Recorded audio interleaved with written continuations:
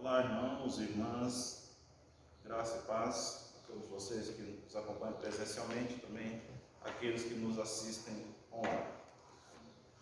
Dando sequência à nossa série de estudos dos 7 Eu Sou de Jesus no Evangelho de João, aqueles 7 que trazem para nós a ideia da sua divindade, que mostram para nós a sua divindade, nós vamos hoje já ver o nosso próximo Eu Sou, o quinto Eu Sou, que é Eu sou a ressurreição e a vida. Eu sou a ressurreição e a vida. E para isso eu convido os irmãos que abram suas Bíblias em João capítulo 11, onde nós vamos relembrar a história da ressurreição de Lázaro. João capítulo 11, Evangelho de João capítulo 11, onde nós vamos lembrar da história da ressurreição de Lázaro. São muitos versículos, é uma história linda e longa. Nós vamos ler apenas do primeiro versículo até o versículo 27. Versículo 1 até o versículo 27. E a palavra de Deus diz assim: Estava enfermo Lázaro de Betânia, da aldeia de Maria e de sua irmã Marta. Esta Marta, cujo irmão Lázaro estava enfermo, era a mesma que ungiu com bálsamo o Senhor e lhe enxugou os pés com os cabelos. Mandaram, pois, as irmãs de Lázaro dizer a Jesus: Senhor, está enfermo aquele a quem amas. Ao receber a notícia, disse Jesus: Esta enfermidade não é para a morte, e sim para a glória de Deus, a fim de que o Filho de Deus seja por ela glorificado. Ora, amava Jesus a Marta e sua irmã e a Lázaro. Quando, pois, soube que Lázaro estava doente, ainda se demorou 2 dias no lugar onde estava. Depois disse aos discípulos: Vamos outra vez para a Judéia. Disseram-lhe os discípulos: Mestre, ainda agora os judeus procuravam apedrejar-te e volta-te para lá? Respondeu Jesus: Não são 12 as horas do dia? Se alguém andar de dia, não tropeça, porque vê a luz deste mundo. Mas se andar de noite, tropeça, porque nele não há luz. Isso dizia, e depois lhes acrescentou: Nosso amigo Lázaro adormeceu, mas vou para despertá-lo.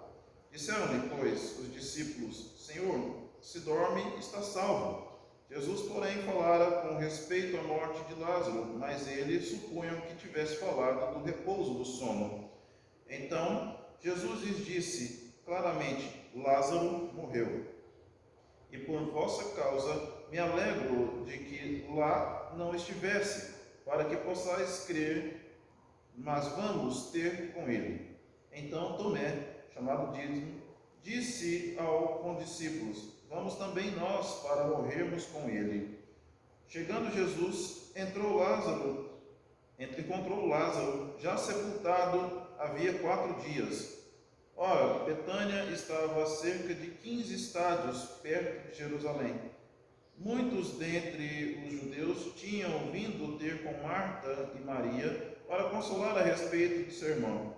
Marta, quando soube que vinha Jesus, saiu ao seu encontro. Maria, porém, ficou sentada em casa.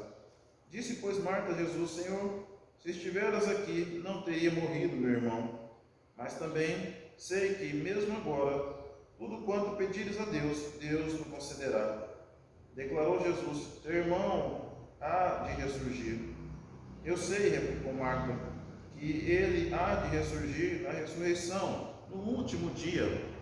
Disse-lhe Jesus: Eu sou a ressurreição e a vida.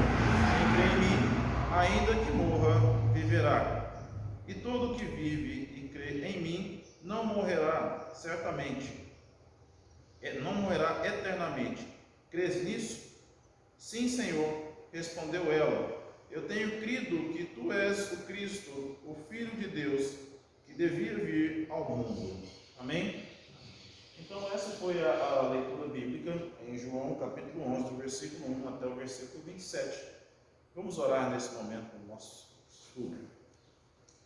Senhor Deus, nós faremos a sua palavra, lembramos dessa história nós que a conhecemos, e agora pedimos a ação do Teu Santo Espírito para nos conduzir neste estudo, para aclarar nossas mentes acerca do que o Senhor disse para nós, entender todo esse significado e importância disso para as nossas vidas. Edifica-nos na Tua palavra, Senhor Deus, é o que eu te peço em nome do Teu Filho Jesus. Amém.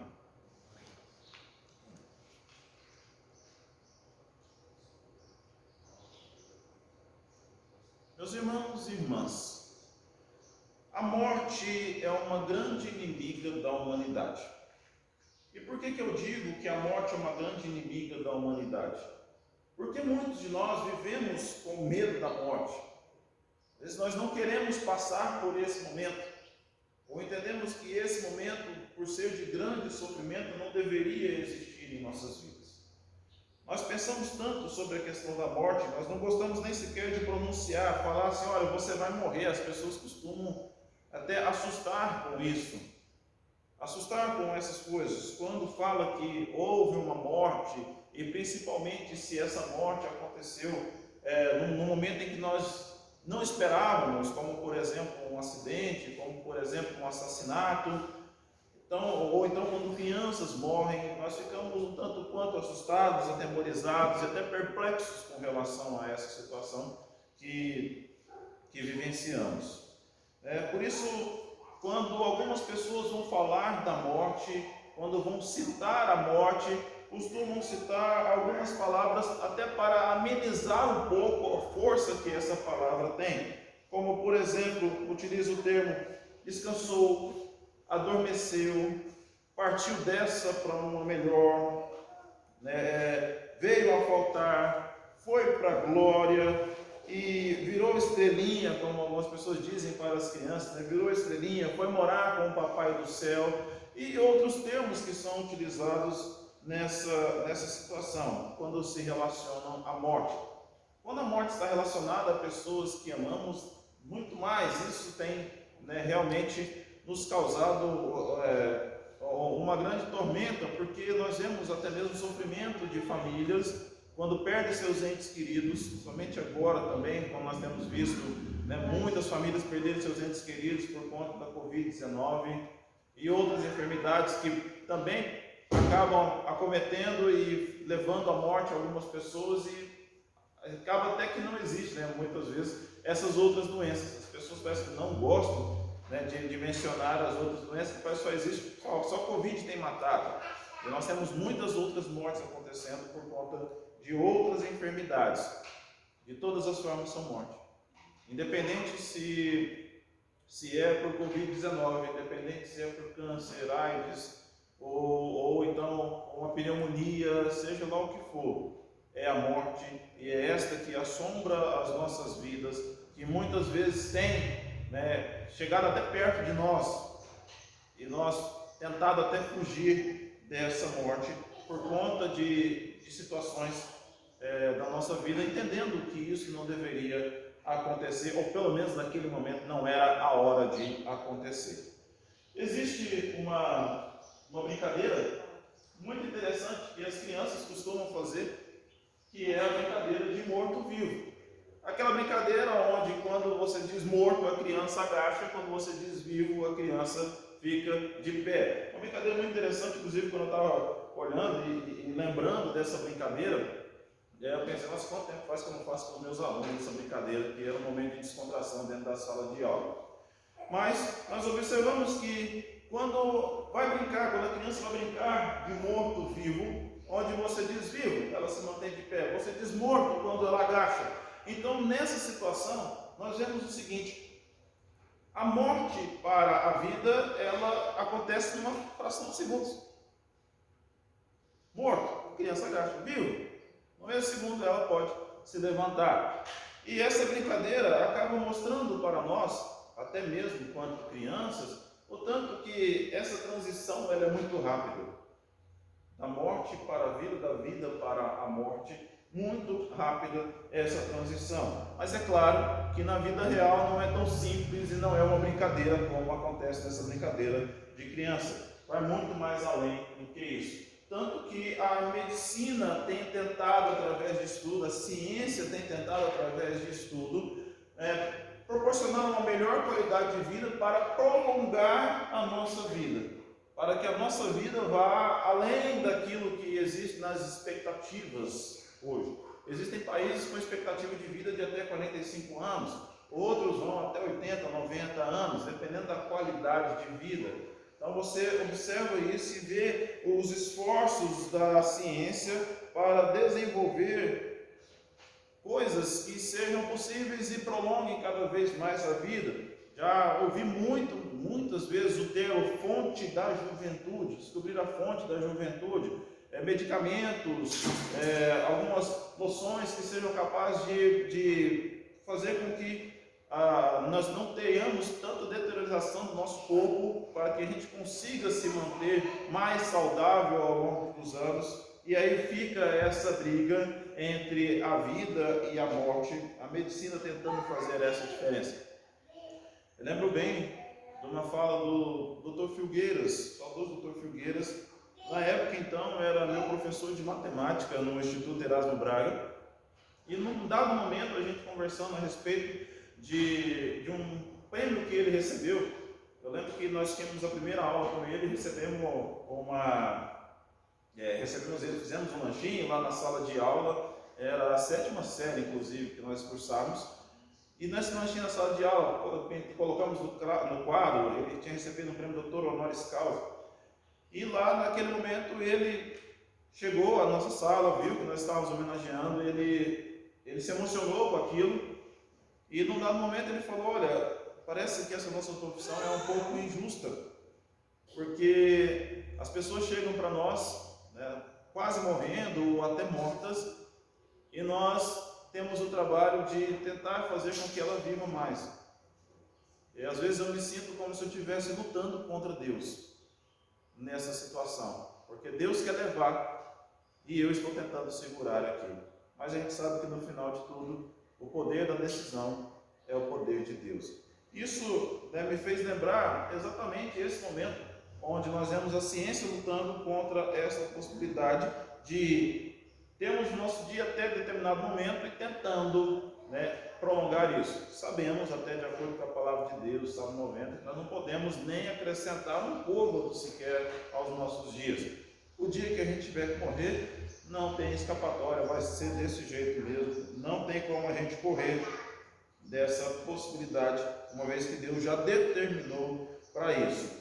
Porque a morte é um conceito invencível, né? Tem se perpetuado na humanidade esse conceito, e até mesmo algumas pessoas falam: tem jeito para tudo, menos para a morte. E se nós, bons cristãos que somos, entendemos bem, até para a morte tem jeito, porque a morte é o início da nossa vida eterna. Então é o jeito que nós temos para ir até essa vida eterna. Então, lógico, a morte, ela assusta. Um escritor americano, Philip Yancey, ele disse o seguinte: a morte é um túnel assustador e nós somos sugados para dentro dele por uma força poderosa. Ninguém espera pela morte ansiosamente. Temos medo, há opressão, dor, escuridão. É o desconhecido, mas além da escuridão e da dor, há um novo mundo perfeito.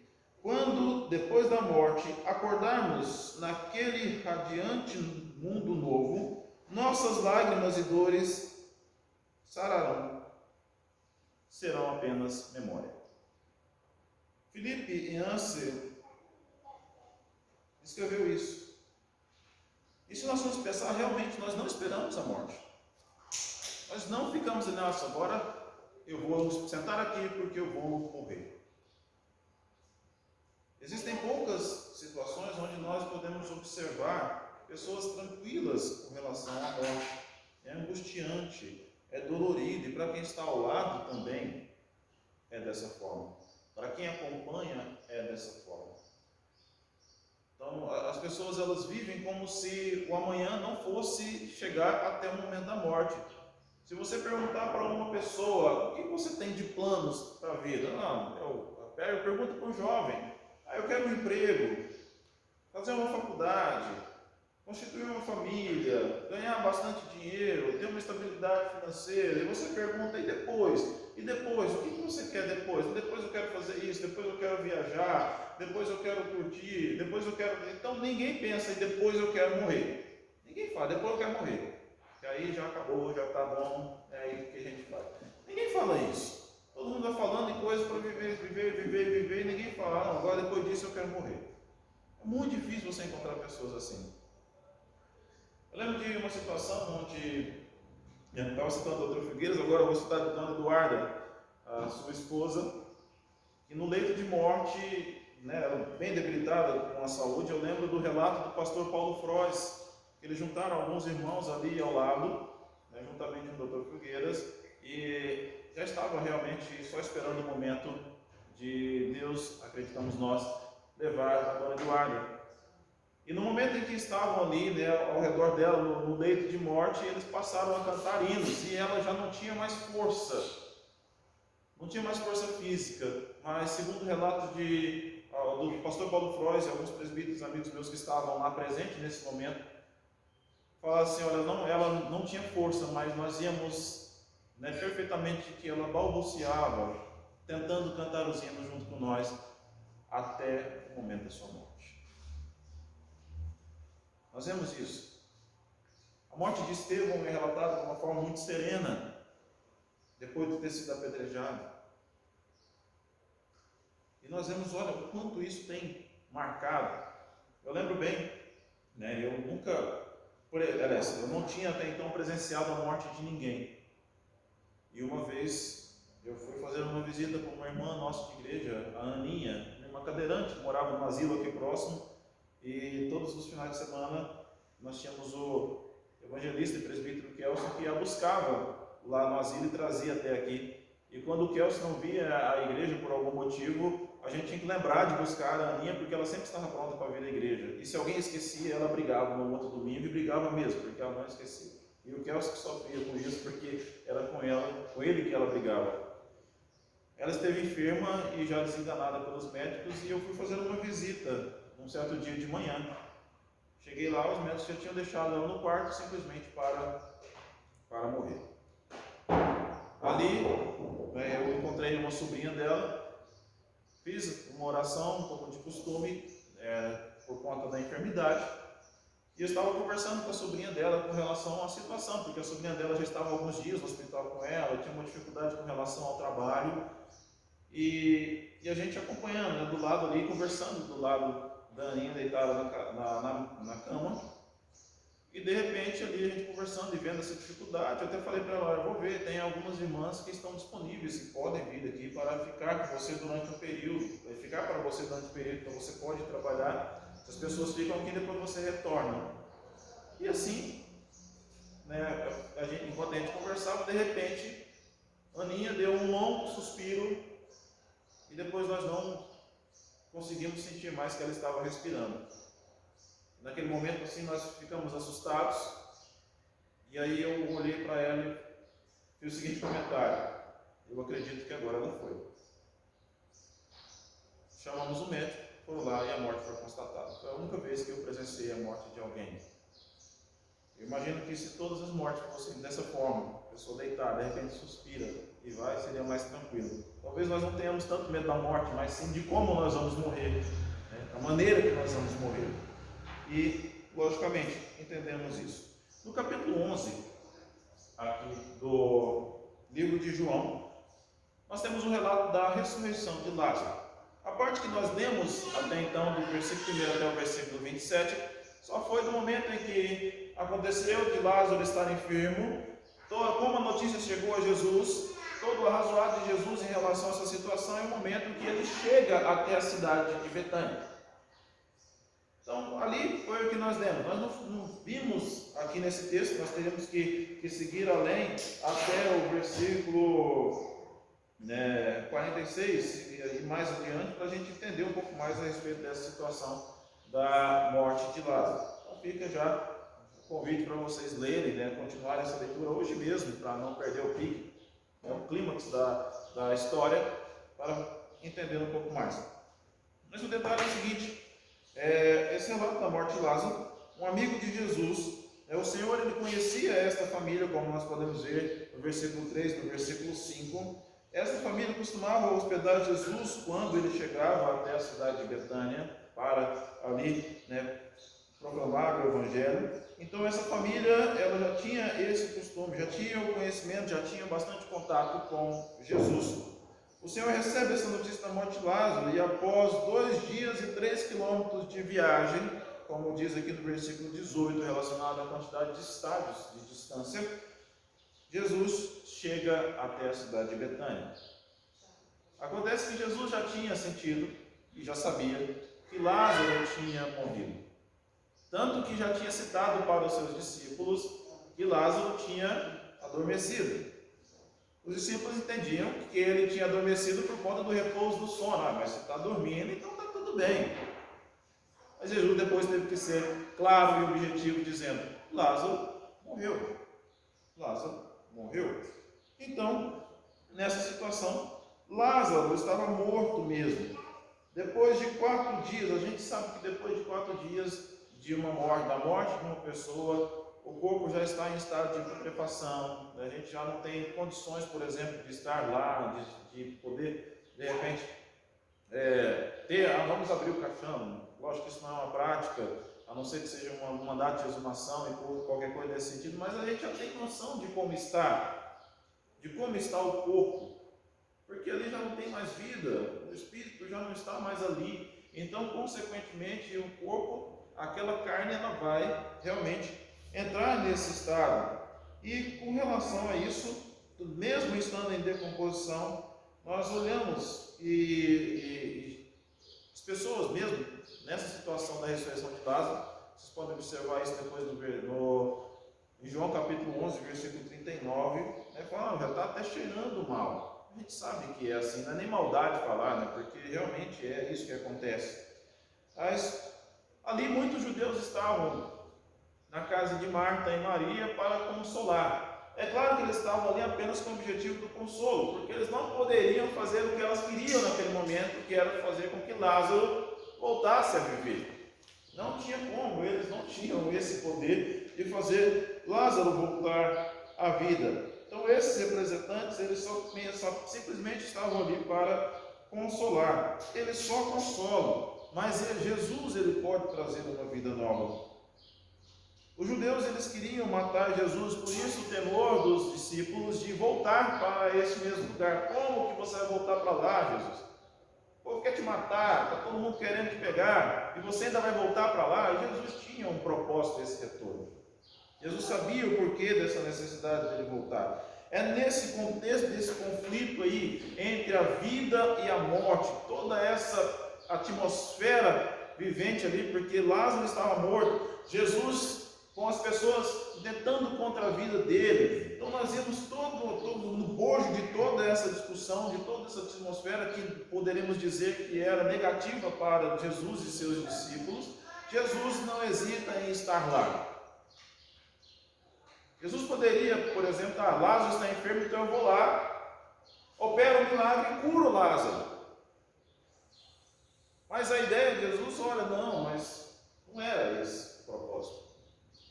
O propósito era que Lázaro estivesse morto, para que as pessoas testificassem a sua morte, e ali Jesus pudesse mostrar o seu poder, ressuscitando Lázaro.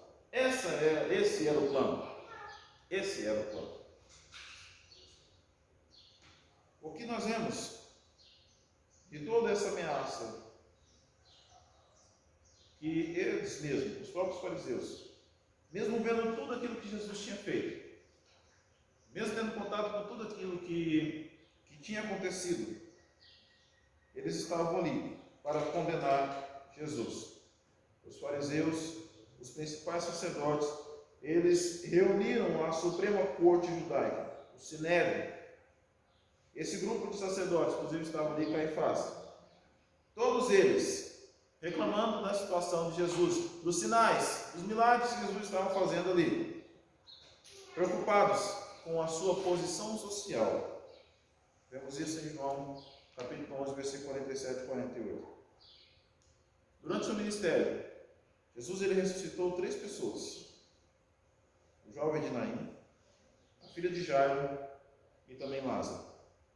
Jesus chamou de volta à vida, para que pudesse tomar ali as pessoas e tornar ao seu circuito familiar. Ou seja, ressuscitou as pessoas, elas voltaram a viver as suas vidas, mas depois experimentaram a morte novamente.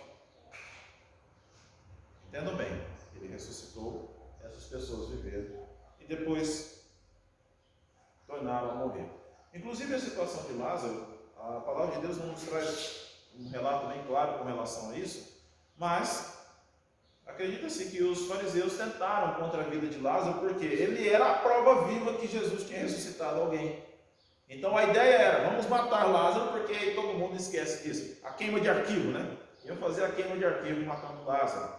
A ideia, nós não conseguimos, tão claro na Bíblia, entender se realmente ele foi morto pelos fariseus ou não. Então, mas o detalhe é que acreditamos que não, dentro disso. Mas só Deus sabe, o que importa é que o milagre foi feito e a partir dali conheceram a divindade de Jesus. Então em João capítulo 11, versículo 25 e 26, Jesus declarou que ele é a ressurreição e a vida.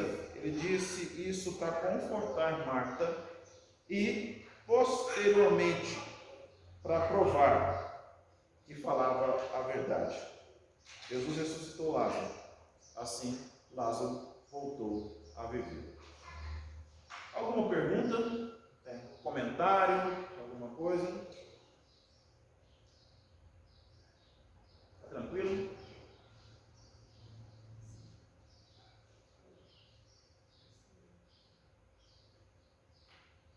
Vamos lá então, a gente dá sequência. Jesus disse duas coisas: eu sou a ressurreição e eu sou a vida. Eu sou a ressurreição e a vida. Então por que ele disse isso? Então vamos separar por partes. Por que ele disse eu sou a ressurreição e eu sou a vida? O porquê desse eu sou? Então primeiro nós vamos ver, eu sou a ressurreição. Por que Jesus disse eu sou a ressurreição? Sua primeira afirmação é que era a ressurreição, porque a restauração da morte para a vida, ela vem naturalmente antes do estado de vida. Para você sair da morte para a vida, vem naturalmente antes do estado da vida. Mas Fred, ele vivia antes, depois morreu. Como que você diz que essa restauração é antes da vida? Como nós vamos entender isso? Então quer dizer que essa ressurreição já aconteceu antes dele ter essa vida, então agora, como que é isso? Não. Estamos vivendo uma passagem. A nossa vida mesmo é a vida eterna. É a vida eterna. E nós precisamos entender que uma vez vivendo nesse mundo, nós estivemos mortos em nossos delitos e pecados. Por mais que acreditássemos que estávamos vivendo, nós não estávamos vivos. Nós estávamos mortos em nossos delitos e pecados. Então, às vezes nós temos uma consciência de que não, eu estou vivendo. Igual eu tenho muitos conhecidos, alunos que falam, não, eu quero curtir, eu quero viver. E eu falo, não, mas do jeito que você está vivendo, você não vai viver, você vai morrer. Simples assim. Ah, professor, porque eu tenho que ir toda tarde na Aguilar, e não sei o que, tu vai viver, curtir e tal. Eu falo, mas você está querendo viver fazendo uma coisa que vai te matar? Então você não quer viver. Simples assim, dentro dessa situação. Então, toda a raça humana mergulhada na morte, o que precisava?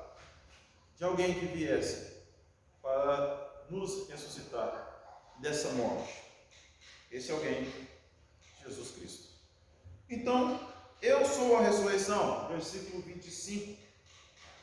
Com essa expressão, nós entendemos que mesmo que o corpo morra, os que estão em Cristo, eles não morrem. Mesmo que o nosso corpo morra, nós que estamos em Cristo não estaremos mortos. Muito pelo contrário, nós temos vida. João, capítulo 8, versículo 51, nos diz isso também. Jesus não é somente aquele que traz novamente a vida. Ele é a ressurreição e a vida. A promessa de Cristo, ela é verdadeira para nós.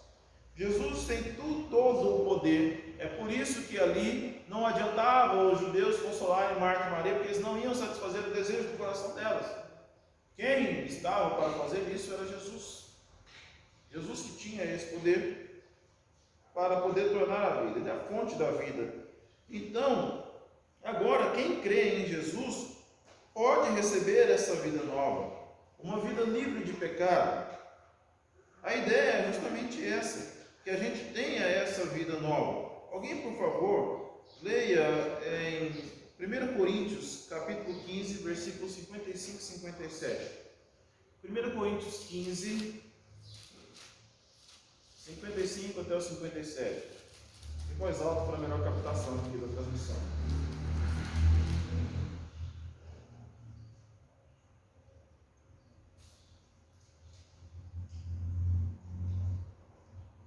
Coríntios 15, 55 a 57.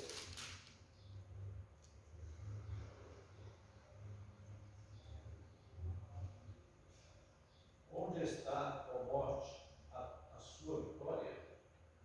Onde está, ó morte, o seu aguilhão? O aguilhão da morte é o pecado, e a força do pecado é a lei. Graças a Deus que nos dá a vitória por meio de nosso Senhor Jesus Cristo. Então nós vemos a vitória sobre a morte por meio de Jesus Cristo. A vitória sobre a morte por meio de Jesus Cristo. Jesus Cristo, quando ele diz eu sou a ressurreição, ele fala que ele é o autor da vida. É aquele que pode ressuscitar. É aquele que tem todo o poder para fazer isso e efetivar tudo isso nele. A morte, ela não é o fim para aqueles que querem em Jesus. Não é o fim. A morte é o início da vida. É claro que quando isso acontece, nós ficamos tristes, sim. A nossa tristeza é de saudade, porque nós não vamos ter junto de nós mais aquela pessoa. Talvez uma pessoa que nos auxiliava, que tinha uma presença marcante em nossas vidas, uma inspiração, alguém que sempre serviu de companhia. E a gente fica triste, sim. Aqui eu não estou dizendo para vocês que nós devemos, vamos sempre nos alegrar com a morte. Pode ser, nós temos que nos alegrar com a morte quando a pessoa morre em Cristo. Nós nos alegramos porque a certeza é que essa pessoa estará no lugar melhor. E quando nós vamos realizar os ofícios fúnebres, é tão difícil a gente falar isso para as pessoas que não creem em Jesus, para elas entenderem dessa forma que a pessoa está sim num lugar melhor. A pessoa nós queremos, nós somos um tanto quanto egoístas. Muitas vezes nós queremos que Jesus não leve e a pessoa fique vegetando ao nosso lado. Que elas fiquem acamadas o resto da vida, só para a gente ter ali. Mesmo que fique lá aquele corpo parado, você o tempo todo tendo que você ministrar a medicação, ministrar alimentos e tudo mais, fazer toda a limpeza, mas está ali do seu lado. Não seria muito melhor se estivesse na glória de Deus? Mas nós seguramos, nós queremos ali. Talvez por sermos um tanto quanto materialistas, talvez por querermos demais as coisas de acordo com a nossa vontade. E lutamos contra isso e sofremos. Nós preferimos as pessoas sofrendo aqui neste plano conosco do que estando com a glória. Nós preferimos isso.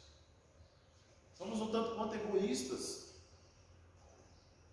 E quando nós olhamos aqui, vemos o que Jesus pode fazer, onde podem estar. Que maravilha isso! Que maravilha isso! Nós sabemos que um dia os salvos também vão ressuscitar e morar com Jesus. A morte, ela simplesmente perdeu o seu poder. A morte perdeu o seu poder com Jesus Cristo, sendo a ressurreição. Jesus também disse que é a vida. Jesus também disse que é a vida. E quando Jesus diz que é a vida, o porquê que ele diz que é a vida? A vida para o crente, ela não termina com a morte. Não termina com a morte, mas ela continua eternamente. Uma comunhão sem fim com o Senhor. A ressurreição de Lázaro, ela aponta para a vida de Cristo, como disse Marta ali, no versículo 24. Jesus, ele fará os crentes mortos ressurgirem para viver eternamente com ele, na glória. Para que o homem retorne para Deus por ocasião da sua morte. Pois foi ele quem deu a vida ao homem. E com isso nós vemos que o Espírito pertence a Deus. E nós vamos observar isso, Eclesiastes 12:7, dizendo isso para nós. Então, por isso nós vamos voltar para Deus. O Espírito pertence a Deus, então a gente volta para Deus. Jesus, ele disse, até mesmo para o ladrão na cruz, por crer nele, que naquele mesmo dia ele estaria com Jesus no paraíso. Nós utilizamos até mesmo esse texto para ver que, por mais que entendamos que a vida do ladrão será uma vida desregrada, uma vida de crimes, mas ali ele creu em Jesus e foi salvo. E foi salvo. Onde Jesus, hoje mesmo, está, porque creu. E crer envolve em entender quem é Jesus e se arrepender de todos os erros que cometeu. Não é simplesmente falar, é Jesus, beleza, então agora vamos para o céu. Não. É você entender, pela soberania de Deus, o quanto nós não somos nada. Arrepender dos nossos erros e receber essa vida eterna. O encontro de Jesus é a resposta básica para o ser humano que busca alguma coisa além do túmulo. Às vezes nós não queremos o túmulo porque ali entendemos que é o frio, que é a escuridão, que é a separação. Mas se pensarmos além disso, nós pensaremos não em morte, mas nós pensaremos em vida eterna. Então é isso que Jesus proporciona para nós. A resposta clara, a resposta objetiva, a resposta precisa que nós temos é que a morte não é o fim, e sim o início de uma vida eterna. Nós precisamos crer nisso. Como eu disse, crer não é simplesmente acreditar que Jesus ressuscitou, mas é ter uma vida de arrependimento dos pecados, dos erros que cometemos, daquilo que realmente não condiz com a palavra de Deus. A convicção de que nós erramos e a decisão de nós mudarmos as nossas vidas. Ter opinião de fato, para entender que aquilo que fazemos de errado não deve ser praticado. Para vivermos conforme a palavra de Deus. E aí sim, testificar que realmente recebemos essa vida eterna.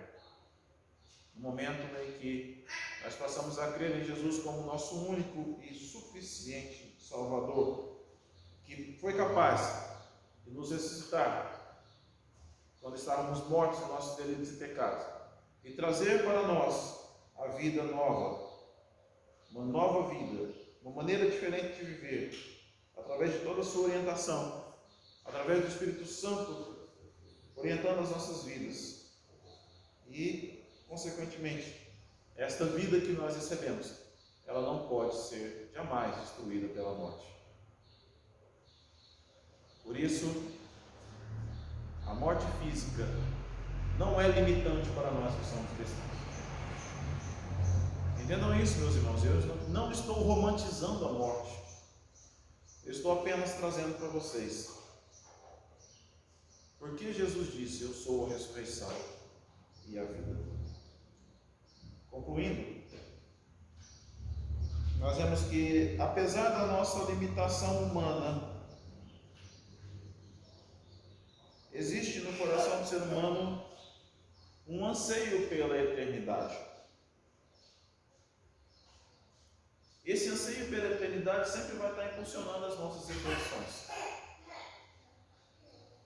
Porque nós queremos viver. Nós queremos estar bem. Nós queremos que as coisas fluam naturalmente.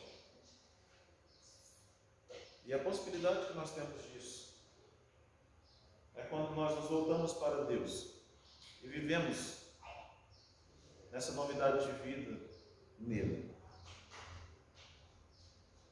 Muitas vezes nós buscamos o sentido da vida, inclusive.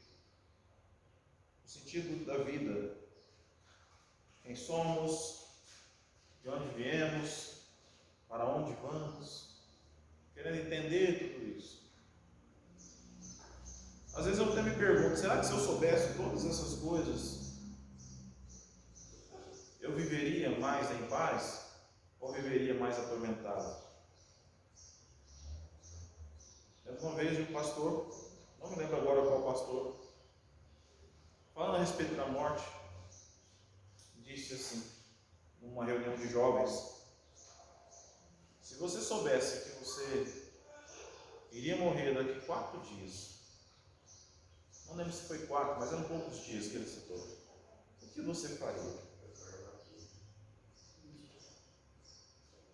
Eu vejo que muitos de nós, com o dia, eu penso assim, igual pessoas que sofrem com câncer ou algumas outras doenças que já caminham para a morte devido às suas fases terminais, e quando o médico chega, olha, tem mais 1 semana de vida, tem mais 2 meses de vida, tem mais 6 meses de vida. Primeiro bate aquele desespero do tipo, eu vou morrer mesmo, não tenho escapatória. E depois a pessoa parece que quer viver naquele período de vida tudo que não fez, tudo que deixou de fazer. Eu imagino que mesmo assim a pessoa vai viver todos aqueles dias, talvez ela querendo desfrutar de todas as bênçãos, daquilo que Deus permitir que desfrute durante todo aquele período. Mas quando chegar o dia que for determinado mesmo, imagino eu que será um dia de angústia, de sofrimento. É hoje o dia, mas que hora? É agora? É de tarde? É de noite? Nós não estamos preparados para isso. Por mais que falemos, não, eu estou preparado, o dia que for, tá bom. Eu imagino que é uma situação onde nós não estamos preparados. Da mesma forma, nós não estamos preparados para receber notícias de morte de pessoas que amamos. Tanto que se nós ficamos um tempo sem conversar com algumas pessoas, isso já nos traz uma angústia.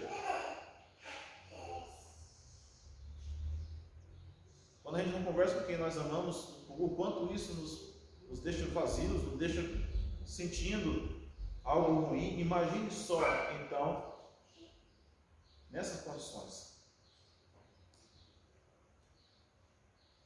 Às vezes é muito melhor a gente não saber do que saber e sofrer com a nossa ansiedade, tentar entender.